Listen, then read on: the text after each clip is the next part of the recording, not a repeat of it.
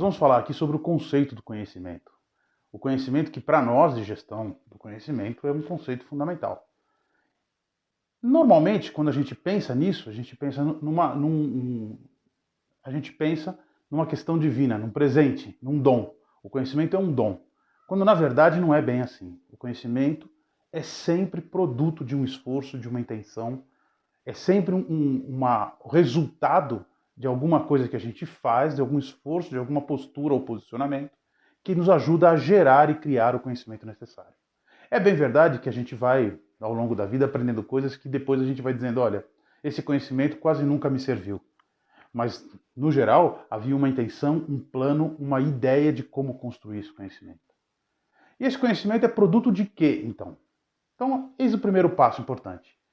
O primeiro passo é a gente pensar que o conhecimento é fruto de uma observação, sempre de uma observação.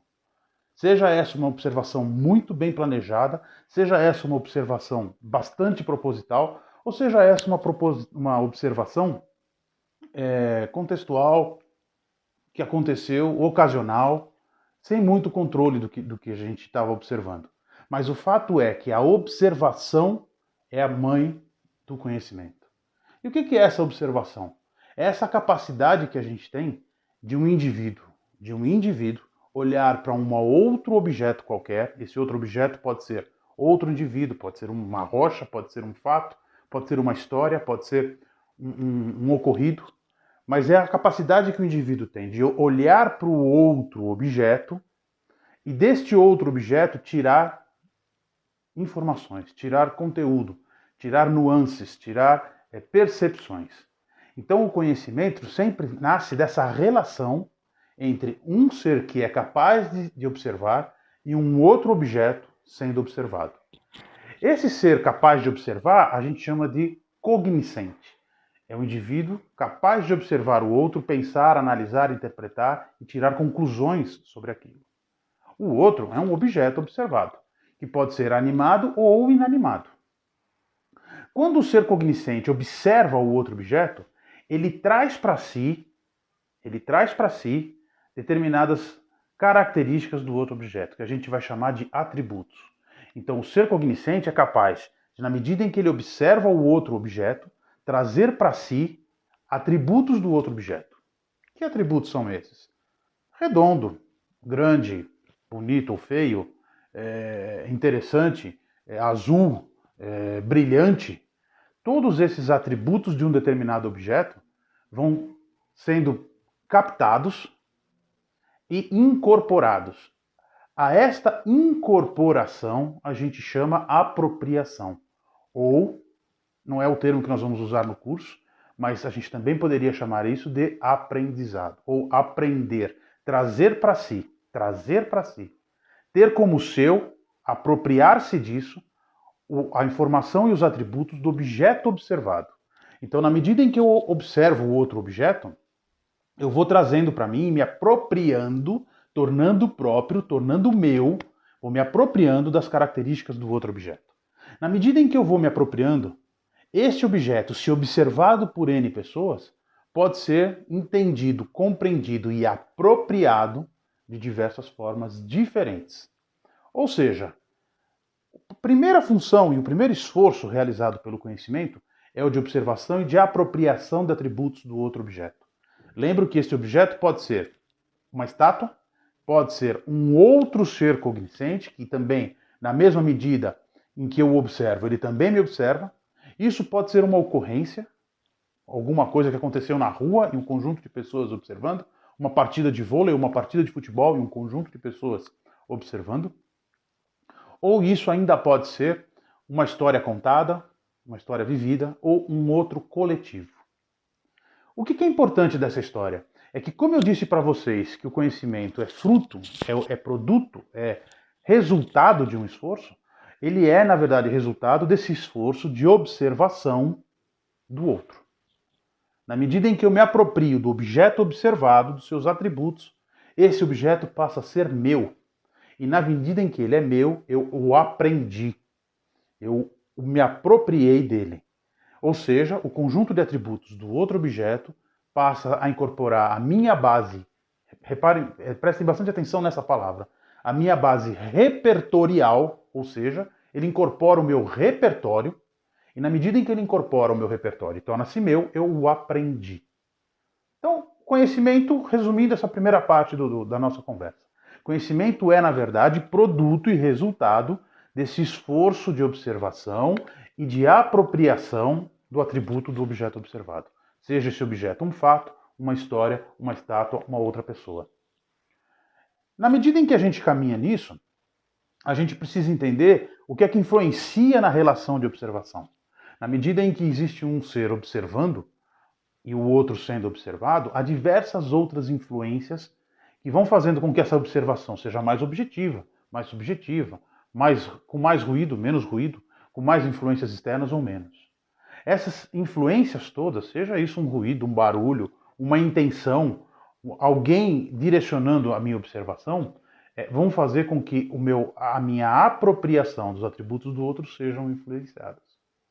Então, complementando um pouco o nosso pensamento inicial, conhecimento é, na verdade, produto de uma relação entre dois objetos, um deles, no mínimo, capaz de observar, e dessa observação, este cognoscente, ou seja, capaz de observar, se apropria dos atributos do outro, aqueles atributos que lhe causam interesse, curiosidade ou percepção.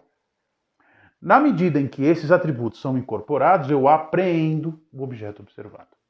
Ok? Lembre-se que isso não é uma relação perfeita e, portanto, existe nessa relação toda a questão das influências externas que são importantíssimas. Ou seja, o conhecimento, então, sofre uma série de influências e uma série de interferências do meio. E por isso não é nem perfeito nem imperfeito. Simplesmente é a observação momentânea, efêmera daquele momento que foi feito de um ser cognoscente a um objeto observado. Isso faz com que ele seja contextual. Ele pertenceu àquele contexto, àquele momento, e, portanto, responde àquela realidade. Não é um conhecimento que explica todas as realidades ou que explica todos os problemas possíveis. Nesse sentido, a gente precisa considerar que nós estamos falando da relação de um cognoscente, um ser observador de um determinado objeto. Ok? Nesse sentido, o conhecimento é absolutamente pessoal, ou seja, individual, autocontextualizado, participante do seu próprio repertório e ainda validado ou avaliado por um único indivíduo. Mas essa relação pode ser uma relação diferente. Na medida em que diversos seres observadores, diversos seres cognoscentes, capazes de observar uma determinada realidade, cada um desses, de um determinado coletivo, tira para si os seus atributos preferidos, aqueles que mais o impressionaram ou aqueles que mais o provocaram. Ou seja, numa medida em que eu tenho um determinado objeto observado e vários observadores, as apropriações individuais serão completamente diferentes. A empresa precisa entender que isso é uma riqueza.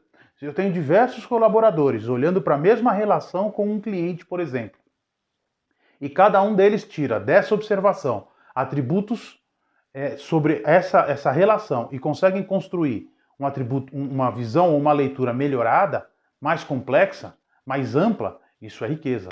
Portanto, a junção dos conhecimentos, ou nós poderíamos dizer, a junção das apropriações de atributo de um mesmo objeto, dado por diversos indivíduos diferentes, cria uma riqueza de conhecimento, cria uma construção mais complexa de conhecimento, cria uma construção mais efetiva de uma leitura de uma determinada realidade. Ainda assim, continua dependente dos repertórios, continua dependente das influências e continua dependente das conclusões individuais que foram tiradas.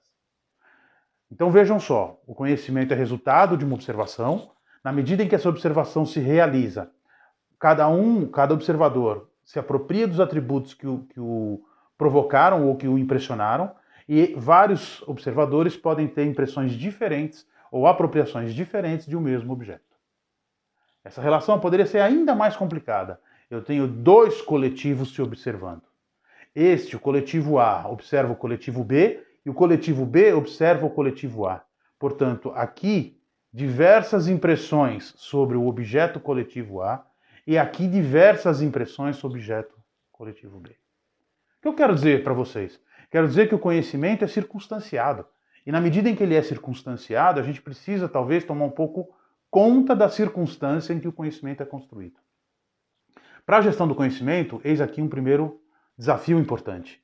Qual é o desafio? De como é que se constrói conhecimento válido para uma corporação, para uma organização, que não é uma banda de um homem só. Uma corporação, uma organização, é um coletivo que tem, por princípio, alguns interesses em comum. Então, na medida em que uma empresa determina qual é o conhecimento importante, qual é o conhecimento a ser construído, qual é o conhecimento a ser valorizado na relação com seus clientes, com seu produto, com a sua engenharia, com a sua inovação, ela determina, na verdade, como é que cada um desses indivíduos de um determinado coletivo, chamado corporação ou empresa, vão entregar as suas apropriações com uma das influências determinada. Que influência é essa? A estratégia empresarial. Então a estratégia empresarial pode determinar para um conjunto de pessoas o que é que elas podem observar, o que é que elas devem observar, na verdade, e o que é que elas devem tirar dessa observação, no mínimo. Um dos cuidados que a gente precisa tomar é que uma estratégia ou uma empresa não podem determinar o máximo aprendizado de ninguém. Aí um problema ético, claro, que eu nem vou discutir. Na medida em que uma empresa determina qual é o máximo aprendizado de alguém, ela na verdade criou restrições, limitações. Não é essa a intenção. O que a empresa precisa fazer e tem que fazer é determinar qual é o aprendizado mínimo em função das estratégias dos interesses comerciais, de produto, de política que ela tem. E partindo dos repertórios individuais, do conjunto de conhecimento que os seus colaboradores já trazem, ou quando foram contratados, ou construíram no tempo de experiência dentro desta corporação. Fato é que o conhecimento é sempre construído de modo individual, porém pode ser colaborado de um determinado coletivo. E vamos separar aqui dois tipos de coletivo importantes. O primeiro é um coletivo ocasional. É a torcida de um determinado time no estádio discutindo se foi ou não foi pênalti, ou discutindo se foi ou se não foi impedimento. Ou um conjunto de pessoas que vê um acidente de carro na rua e cada um deles cria sua impressão. Cada um deles cria sua interpretação sobre isso. Outra coisa é um coletivo organizado por uma estratégia, por interesses, por cultura, e, portanto, esses são muito mais colaborativos na troca das suas impressões e das suas apropriações de conhecimento. E digo aqui para vocês uma coisa: se não são colaborativos na troca das suas apropriações de conhecimento, aí um problema e a gestão do conhecimento tem que ajudar. Tem que ajudar a fazer com que esse conhecimento circule na organização. Obrigado.